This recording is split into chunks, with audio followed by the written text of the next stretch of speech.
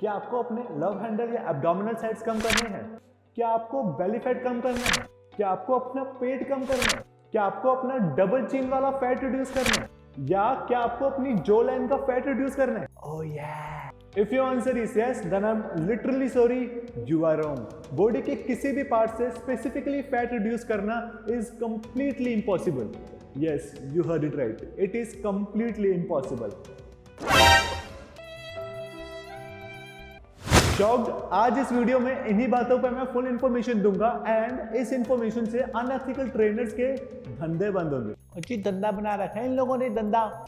This is business. Why? Business. But as usual बिना facts के ना मैंने आज तक कोई वीडियो बनाई है एंड ना मैं कोई वीडियो बनाऊंगा इन इलॉजिकल यूट्यूबर्स की तरह। सो सारे फैक्ट्स के साथ I will definitely prove to you that spot reduction is a total myth.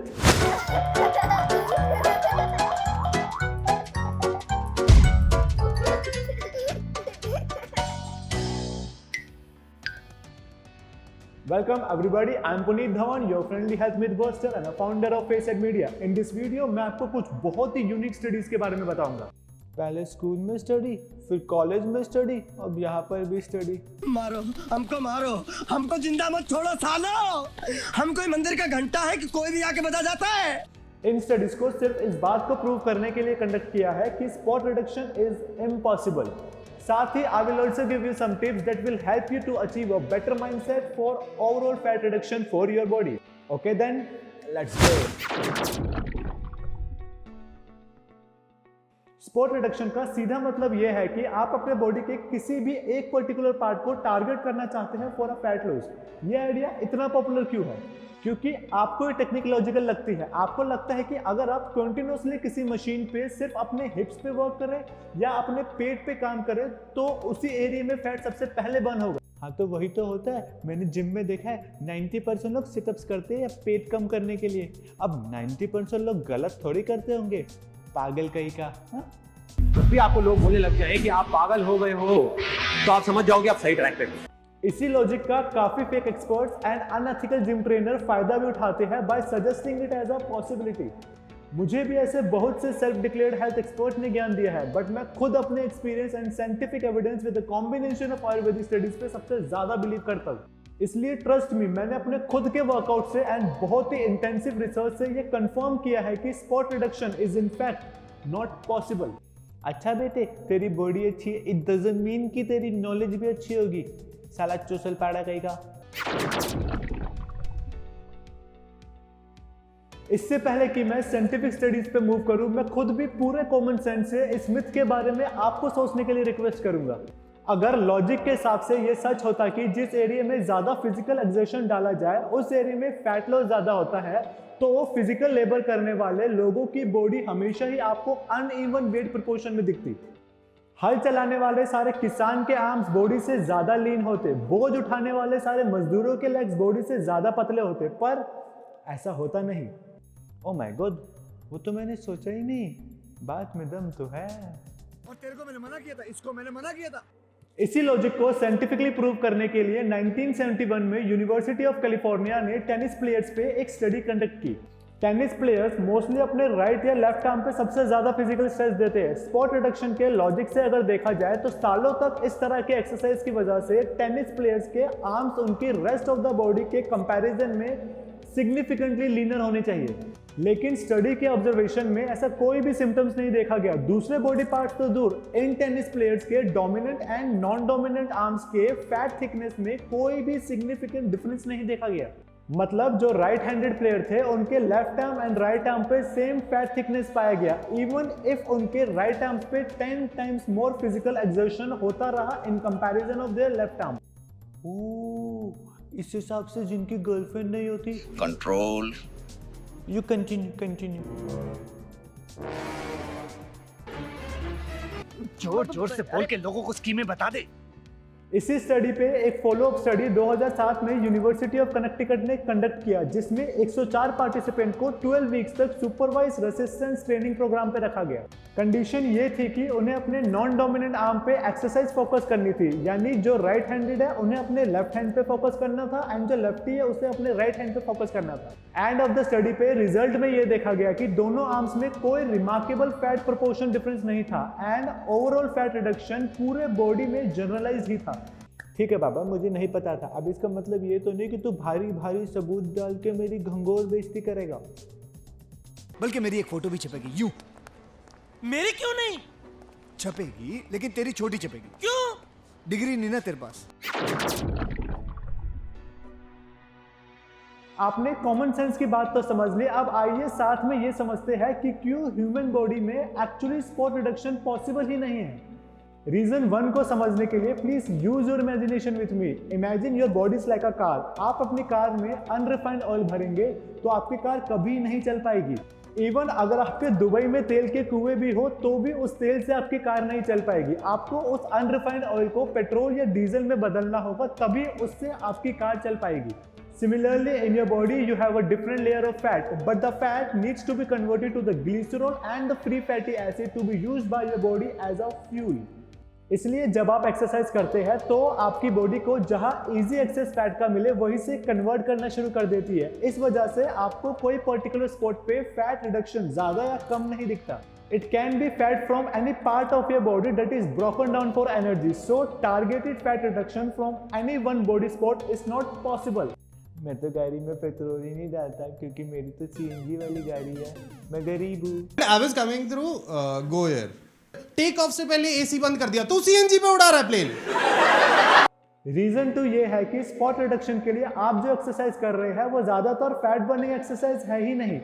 अगर आप एक्सरसाइज से कैलोरी बर्न ही नहीं कर पा रहे तो किसी भी स्पोर्ट से फैट लॉस करना पॉसिबल ही नहीं है।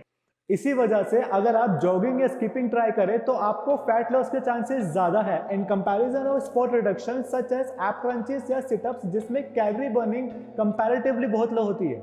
अब प्लीज ये मत बोलना कि सिटअप या क्रंचेस करने ही नहीं चाहिए। क्या ये करने चाहिए, but only when your body is having somewhere around 12 to 18% of body fat and तब ये आपके एब्स की मसल को डेवलप करने के लिए काम करते हैं। तो मतलब ये जो एब्स होते हैं ये मसल होती है? मुझे तो लगा था हड्डी होती है, जो पेट अंदर करने की वजह से वो हड्डी दिख जाती है। ओह माय गॉड, आज एक नई नॉलेज सीखने को मिली। यस, जो लोग बहुत ज़्यादा स्किनी होते हैं उनके एब्स दिखते हैं बिना कुछ वर्कआउट किए, वो एक्चुअली उनके मैलन्यूट्रिशन का कारण होता है। वो रिप्स होते हैं, एब्स नहीं। Abs is like heavy muscles in your abdominal. इसी फैक्ट पर काफ़ी सारी स्टडीज कंडक्ट की गई है। 1983 में Frank I Katch from the department of exercise science, university of Massachusetts ने यूनिवर्सिटी ऑफ कैंसस की टीम के साथ मिलकर एक स्टडी कंडक्ट की। इस स्टडी में उन्होंने सिर्फ सिटअप एक्सरसाइज का बॉडी के फैट सेल्स के साइज एंड फैट लेयर के थिकनेस पे असर पर फोकस किया। 27 डेज तक पार्टिसिपेंट को 10 repetition of 10 minute exercise and 10 minutes of rest interval पे रखा गया। At the end of 27 days ये नोटिस किया गया कि फैट सेल्स के साइज में कोई सिग्निफिकेंट चेंजेस नहीं आए एंड बॉडी के फैट लेयर की थिकनेस सिर्फ एब्डोमिनल एंड बट एरिया में नहीं बल्कि पूरे बॉडी में काफी स्लाइड देखी गई। As a result, it was proven that just doing sit-ups will not target your fat loss in your abs or in your hips. 2011 में भी Sachin S Vispute and John D Smith और उनकी टीम ने 24 healthy participant पे abdominal exercise के effects देखने के लिए एक स्टडी कंडक्ट किया। पार्टिसिपेंट को 2 ग्रुप में डिवाइड किया गया। पहला कंट्रोल ग्रुप, यानी जिस ग्रुप के पार्टिसिपेंट को कोई भी एक्सरसाइज नहीं करनी थी, सिर्फ नॉर्मल रूटीन फॉलो करनी थी। एंड दूसरा ग्रुप था एब्डोमिनल एक्सरसाइज ग्रुप, जिनको एक एब एक्सरसाइज की रूटीन फॉलो करनी थी। 6 वीक के बाद कंपेयर्ड रिजल्ट में यही दिखा कि एब एक्सरसाइज और कंट्रोल ग्रुप के body weight, body fat percentage and abdominal circumference में कोई भी सिग्निफिकेंट डिफरेंस नहीं थे। तो सिर्फ एब एक्सरसाइज करने से आपको कोई भी विजिबल फायदे नहीं होंगे। ओह माय गॉड, मतलब जिम में 90% लोग सच में चूतिया होते हैं। एंड ये जिम के ट्रेनर भी पेट की एक्सरसाइज करवाते हैं और बोलते हैं कि इससे पेट अंदर होगा। आज मेरी छोटी छोटी वाली आंखें खुल गई। 2013 में एक और एडवांस कोशिश की गई टू प्रूव स्पॉट रिडक्शन। इस बार स्टडी यूनिक तरीके से डिजाइन की गई थी। स्टडी में 7 मेन एंड 4 वुमेन पार्टिसिपेंट को 12 वीक्स तक इंटेंस लेग एक्सरसाइज पे रखा गया। हर दिन बिफोर एंड आफ्टर ट्रेनिंग उनके body mass, bone mass and bone mineral density को मेजर किया गया। At the end of the study ये पता चला कि लेग एक्सरसाइज करने पर लेग पर तो कोई सिग्निफिकेंट असर पड़ा नहीं, but surprisingly the participant had lost noticeable weight from their upper body area. क्योंकि इस स्टडी में कोई भी पार्टिसिपेंट ओवरवेट नहीं था, तो इस बात का प्रूफ मिला कि लोग यूजुअली अपर बॉडी या ट्रंक यानी कमर से ऊपर के हिस्से से फैट लॉस जल्दी करते हैं। अरे हाँ, तभी मेरी अपर बॉडी वाला पार्ट अच्छा है। लोग बोलते कि तेरी चेस्ट अच्छी है। तू ना झंड करवा ले अपनी। पर्टिकुलरली वुमेन में upper body comparatively lower body से भारी होने की वजह से उन्हें weight gain and weight loss भी अपर बॉडी से ज़्यादा जल्दी होता है।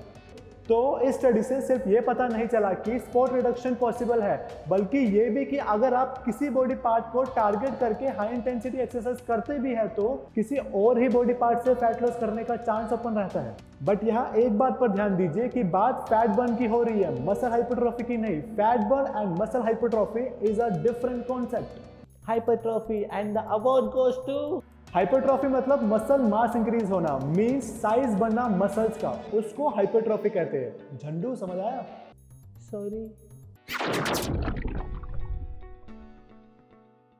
फाइनल वर्डिक्ट ये है कि instead of focus on your weight loss in particular target, focus on your fat loss instead. Fat loss mindset बनाने के लिए ये बहुत जरूरी है कि आप अपने बॉडी में फैट के स्ट्रक्चर एंड टाइप को समझिए। एंड इस पर भी मैं बहुत जल्द in depth and detail video ला रहा हूँ। But for now, please understand and adopt this simple fat loss mindset. Muscle hypertrophy से बॉडी में हीट जनरेट होती है, जिससे फैट बर्निंग सबसे ज्यादा पॉसिबल है। इसलिए अपने रूटीन में स्ट्रेंथ इंटेंसिटी वाली ट्रेनिंग जरूर रखें। इससे मेरा मतलब यह है कि ऐसी एक्सरसाइज जिनको करने के लिए नेचुरली बॉडी को ज्यादा एनर्जी स्पेंड करने की जरूरत पड़े, आप कैलोरी बर्निंग कार्डियो एक्सरसाइज को हाई इंटेंसिटी स्ट्रेंथ ट्रेनिंग के साथ पेयर करिए। आपको अपने डाइट एंड लाइफस्टाइल को इस तरह से डिजाइन करना होगा कि उससे आपके बॉडी में एक ओवरऑल कैलोरी डेफिसिट बने। इस कैलोरी की कमी को नेचुरली पूरा करने के लिए आपकी बॉडी ज्यादा से ज्यादा फैट को ब्रेक डाउन करेगी to give you more energy, and this will lead to an overall body fat loss. क्या आपके टूथपेस्ट में नमक है? क्या हो रहा है? मैंने नया टूथपेस्ट लॉन्च किया था, सोचा इन घनचक्रों को भेज दूं।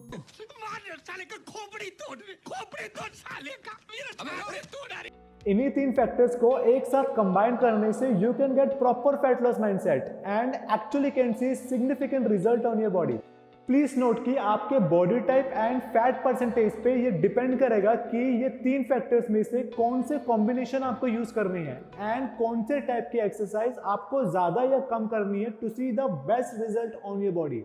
Hope this help you to understand the concept of spot reduction more clearly. आगे अपने बॉडी के वेट लॉस पोटेंशियल को मोर बेटर समझने के लिए please subscribe to my channel and stay tuned for the next video on fat loss series. Please like and share my video and definitely leave your thought in the comment box below. Have a great, amazing new year. Stay safe, be happy.